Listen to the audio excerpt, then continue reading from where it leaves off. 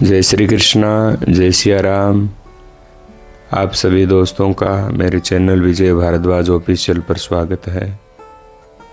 मित्रों, आज हम बात करेंगे भगवान शिव के अति प्रिय स्तोत्र श्री शिव तांडव स्तोत्र, जो श्री रावण द्वारा रचित है और बहुत ही सुंदर छंदों के अंदर, सुंदर शब्दों के अंदर इसको पिरोया है।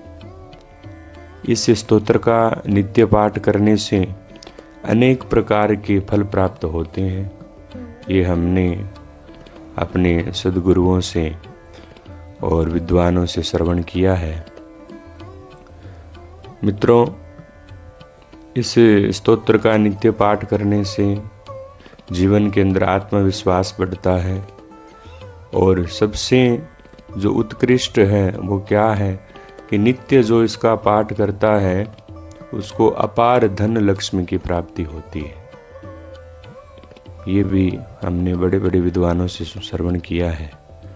और हर प्रकार का जो निवारण है वो भगवान के अति प्रिय स्तोत्र श्री शिव तांडव स्तोत्र का नियमित रूप से पाठ करने से फल प्राप्त होता है। आप परम शिव भक्त हैं और नित्य भगवान शंकर की विधिवत पूजन कर रहे हैं, तो आपके लिए उत्तम प्रभावशाली स्तोत्र रहेगा।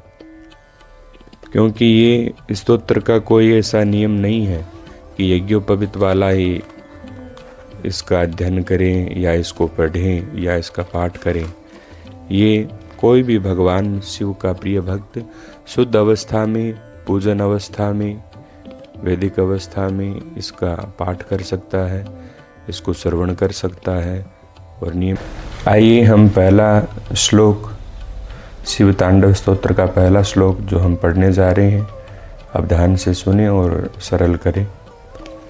जटाटवी गलज्जल प्रवाह पावित स्थले गलेवलम्ब्य लम्बितां भुजंग तुंग मालिकां डम डम डम डम निनादव डमर्वयं चकार चण्डताण्डवं तनोतु न शिव शिवम। ये पहला श्लोक है जो बहुत ही सुंदर है। भगवान के जो जटाएं हैं और जटाओं के अंदर से जो गंगा जी का जल नीचे तीर्थ क्षेत्रों के अंदर प्रवाहित हो रहा है, तो भगवान के सुंदर शरीर का इत्यादि का श्रृंगार का इसमें वर्णन है। तो इसको यदि हम और धीरे तरीके से पढ़ेंगे तो ये काफ़ी ज़्यादा हमारे समझ में आ जाएगा। फिर उसको आप फास्ट पढ़ोगे तो उसमें कोई प्रॉब्लम नहीं होगी।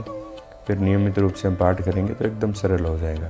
तो आइए दोबारा इसका अभ्यास करें। जटाटवी गलज्जल प्रवाह पावित स्थले गलेवलम्ब्य लम्बितां भुजंग तुंग मालिकां डम डम डम डम निनादव डमर्वयं चकार चण्डताण्डवं तनोतु न शिव शिवम। इसको हमने दोबारा थोड़ा अलग विभाजन करके और सरल किया। आइए अब हम दूसरा श्लोक पढ़ेंगे।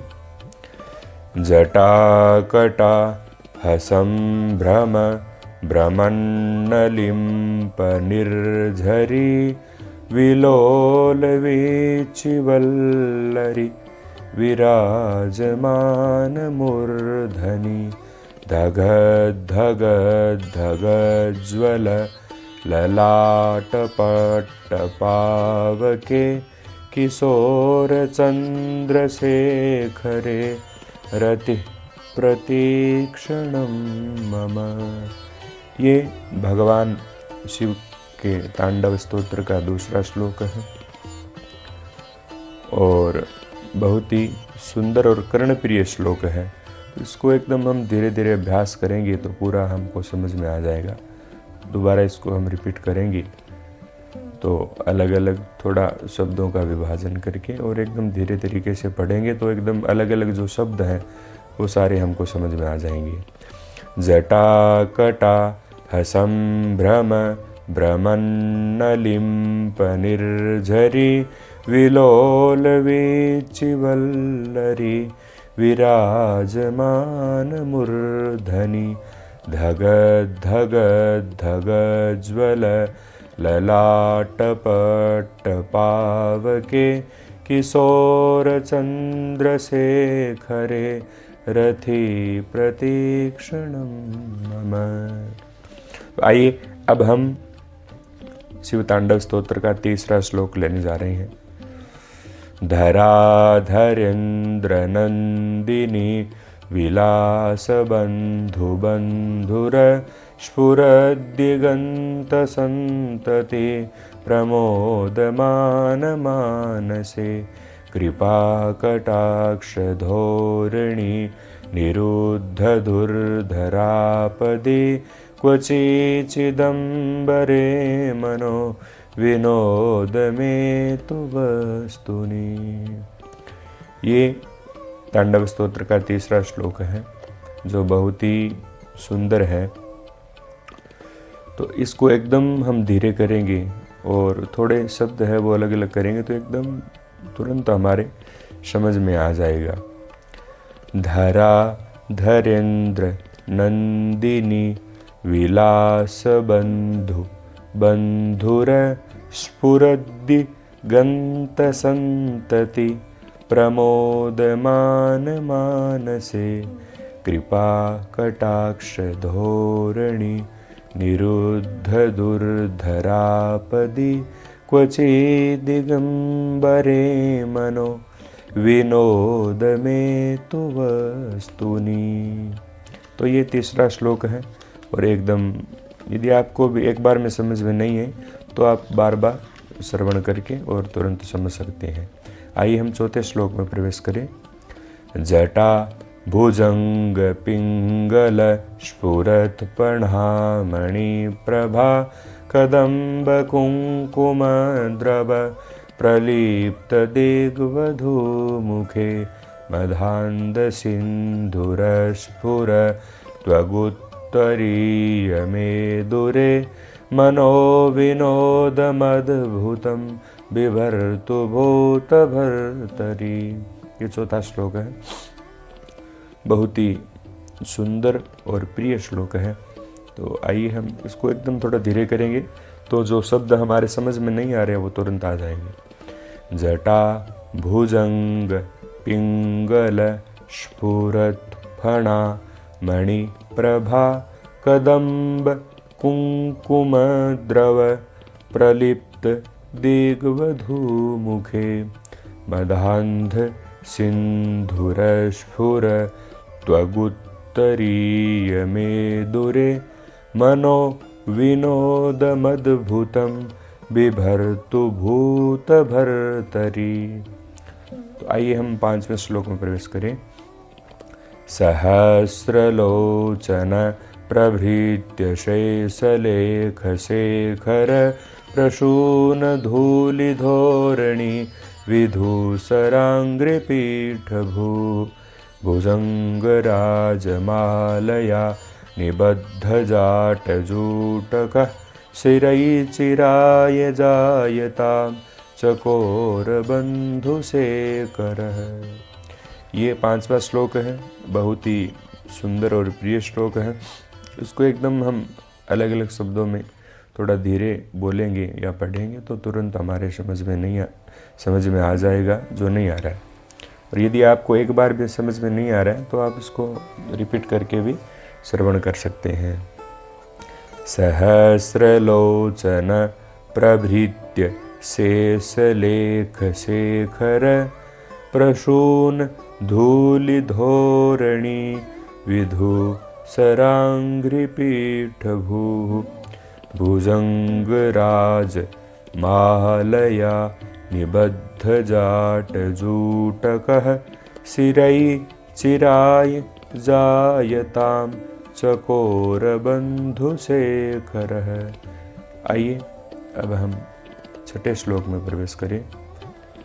ललाट चत्वरज्वल धनंजया स्फुलिंगभा निपीत पंचसायकं नमन्निलिम्पनायकं सुधामयूखलेखया विराजमानशेखरं महाकपालिसंपदे शिरोजटालमस्तु नः। ये छठा श्लोक हुआ। इसको हम एकदम धीरे पढ़ेंगे और धीरे बोलेंगे तो हमारे तुरंत समझ में आ जाएगा। ललाट चत्वरज्वल धनंजय स्फुलिंगभा निपीत पंचसायकं नमन्निलिम्पनायकं सुधामयूख लेखया विराजमान शेखरं महाकपालि संपदे शिरो जटालमस्तु नः। तो आइए हम 7वें श्लोक में प्रवेश करें। कराल भाल पट्टिका धग धग धग ज्वल धनंजया पुतीकृत प्रचंड पंचसायके धराधरेन्द्र नंदिनी कुचार्गचित्रपत्रक प्रकल्पनेकशिल्पनि त्रिलोचनेरतिर्मम। इसको हम थोड़ा ये हार्ड भी लग रहा है क्योंकि नए जो पाठ करने वाले या सुनने वाले या सीखने वाले होते हैं उनके लिए संस्कृत भाषा थोड़ी हार्ड है, तो उसको हम धीरे पढ़ेंगे या श्रवण करेंगे तो तुरंत समझ में आ जाएगा। कराल भाल पट्टिका धग धग धग ज्वल धनंजया पुतीकृत प्रचंड पंचसायके धरा धरेन्द्र नंदिनी कुचार्ग चित्रपत्रक प्रकल्पनैक शिल्पिनी त्रिलोचनेरतिर्मम। तो ये हुआ हमारा 7वां श्लोक। आइए हम 8वें श्लोक में प्रवेश करते हैं। नवीन मेघमंडली निरुद्ध धुर्धर स्फुरत। जो अगला जो हमारे अगली पंक्ति में जो तय है आधा, वो पहली पंक्ति में जो ये मात्रा लगी इसके साथ में आ जाएगा। तो दोबारा से हम पढ़ेंगे। नवीन मेघमंडली निरुद्ध दुर्धर स्फुरत कुहूनिशीथिनी तमः प्रबंध बंधकंधरः निलिम्प निर्झरीधर स्तनोतु कृत्ति सिंधुर कलानिधान बंधुर श्रियं जगद्धुरंधरः। ये 8वां श्लोक हुआ। इसको यदि दोबारा पढ़ेंगे एकदम धीरे से तो हमारे लिए काफी इजी हो जाएगा।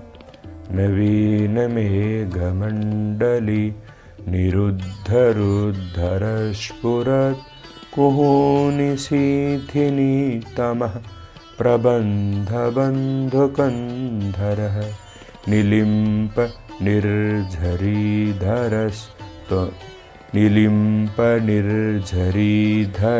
स्तनोतु कृत्ति सिंधुर कलानिधान बंधुर श्रियं जगद्धुरंधरः। तो ये हुआ हमारा 8वां श्लोक। आइए हम 9वें श्लोक में प्रवेश करें।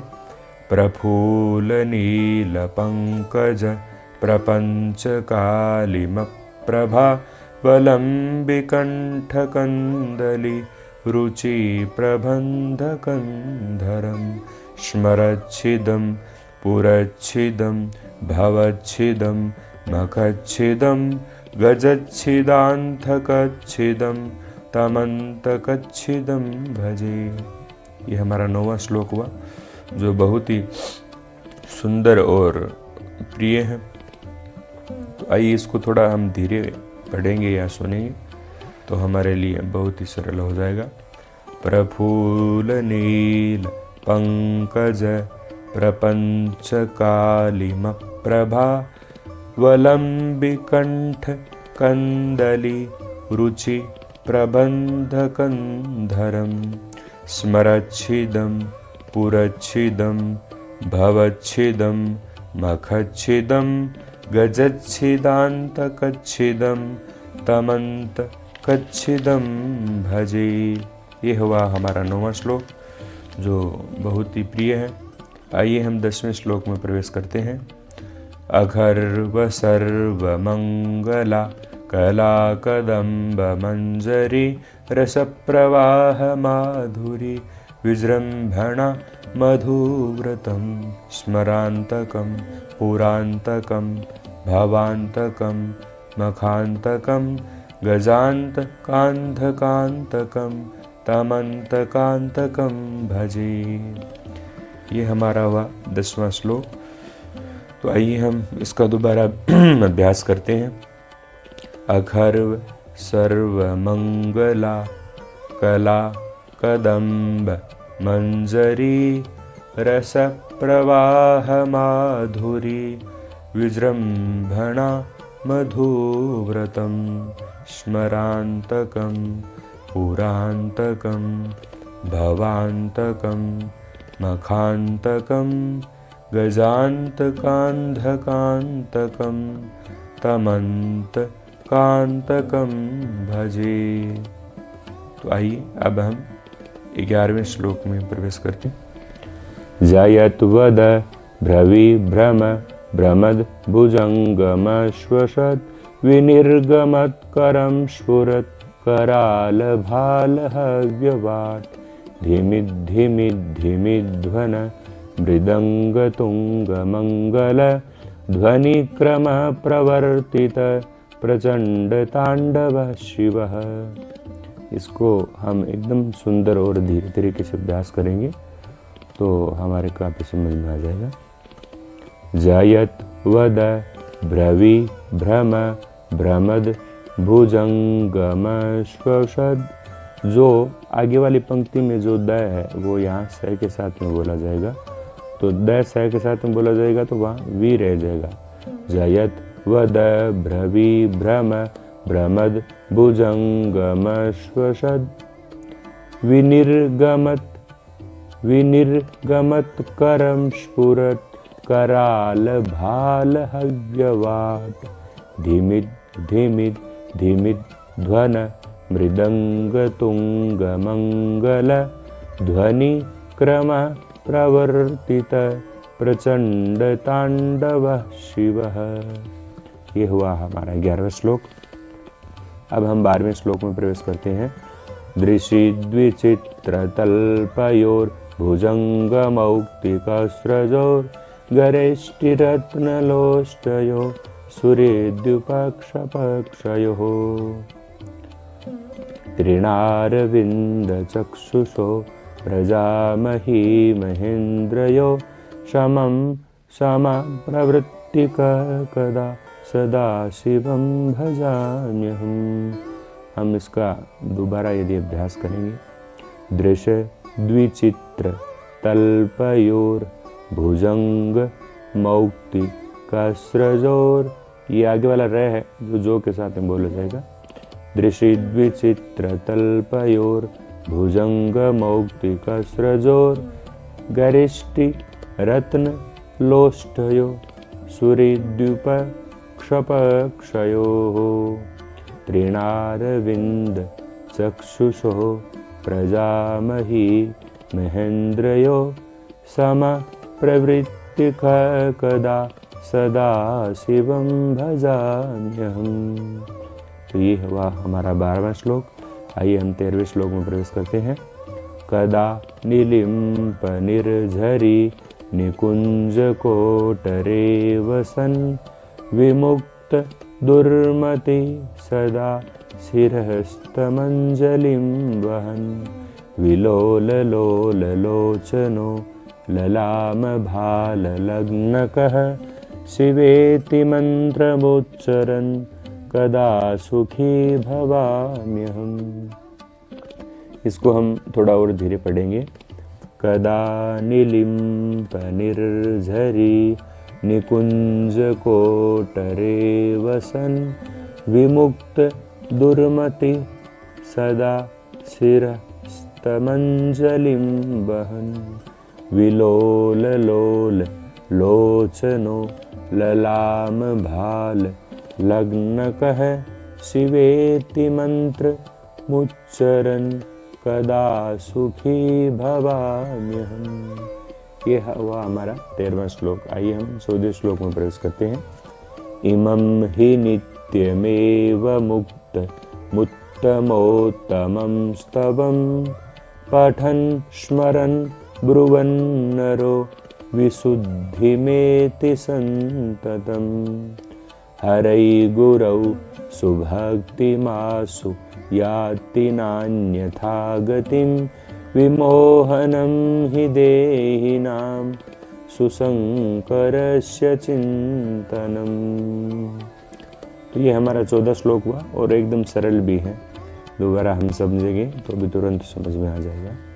इमं हि नित्यमेव मुक्त मुत्तमोत्तमं स्तवं पठन् स्मरन् ब्रुवन् नरो विशुद्धिमेति संततम् हरे गुरौ सुभक्तिमासु याति नान्यथा गतिं विमोहनं हि देहिनां सुशंकरस्य चिंतनम। तो ये हमारे 14 श्लोक हो गए। आइए हम जो 15वां श्लोक है उसमें प्रवेश करते हैं। इसमें छंद थोड़ा अलग हो गया तो और भी आपके लिए सरल हो जाएगा। पूजा वसान समय दशवक्त्र गीतम यह शंभु पूजन परम पठति प्रदोषे तस्य स्थिरां रथ गजेन्द्र तुरंग युक्तां लक्ष्मीं सदैव सुमुखीं प्रददाति शंभुः। तो इसको हम और थोड़ा धीरे करेंगे। पूजा वसान समये दशवक्त्र गीतम यह शंभु पूजन परम पठति प्रदोषे तस्य स्थिरां रथ गजेन्द्र तुरंग युक्तां लक्ष्मीं सदैव सुमुखीं प्रददाति शंभुः।